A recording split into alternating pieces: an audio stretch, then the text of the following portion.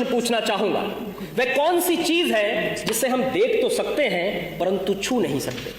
महोदय, यही प्रश्न सन 1947 से पहले एक कक्षा में किया गया था।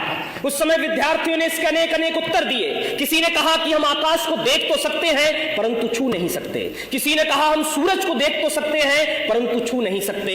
लेकिन उसी कक्षा के बाहर खड़े होकर पढ़ने वाला एक छात्र डबडबाई आंखों को लेकर खड़ा हुआ और पानी के भरे हुए घड़े की तरफ देखकर बोला, मैं प्यास से तड़प के मर भी रहा हूं, फिर भी मैं इस पानी के घड़े को देख सकता हूं, छू नहीं सकता, क्योंकि मैं एक अछूत जाति का हूं। और वो अछूत जाति का विद्यार्थी कोई और नहीं बल्कि हमारे भारत के संविधान के निर्माता डॉक्टर बाबा साहेब भीमराव अंबेडकर जी थे।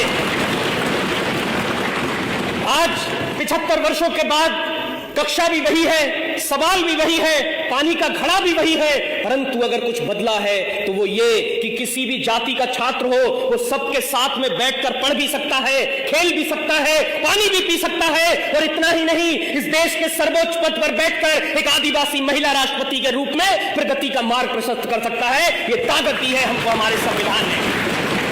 जब जब बात हमारे अधिकारों की आई है तब तब संविधान ने हमारी रक्षा करी है।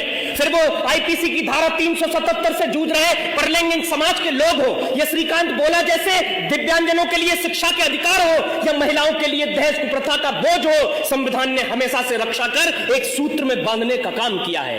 मान्यवर, भारत के संविधान की लोकतांत्रिक यात्रा बहुत लंबी रही है। जब भारत आजाद हुआ तो उसके साथ कई और सहोदर राष्ट्र आजाद हुए, परंतु आज हम वहां देखेंगे तो पता चलेगा कि वहां पर कहीं अराजकता है, कट्टरता है, सांप्रदायिकता है, भुखमरी है, गरीबी है, परंतु भारत एकमात्र ऐसा देश है जो आज उन्नति के शिखर पर बैठा है, क्योंकि उन्होंने धर्म को संविधान माना, हमने संविधान को ही पहला धर्म माना। लंदन में मुस्कुराते हुए कवि चर्चिल ने कहा था कि ये देश आजाद हो भी जाए तो बहुत दिन तक टिकेगा नहीं, ये टूटकर बिखर जाएगा।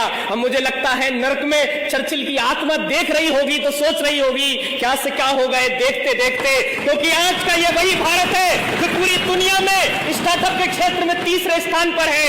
ये वही भारत है जो ओलंपिक के अंदर टोक्यो की धरती पर झंडा तिरंगा लहरा देता है। ये वही भारत है जो चंद्रयान 3 को पृथ्वी से चंद्रमा तक पूरी दुनिया में सबसे कम बजट में पहुंचा देता है, क्योंकि हमने अपने कर्तव्यों का निर्वहन किया है, जिससे हम प्रगति के सोपान को चढ़ते जा रहे हैं।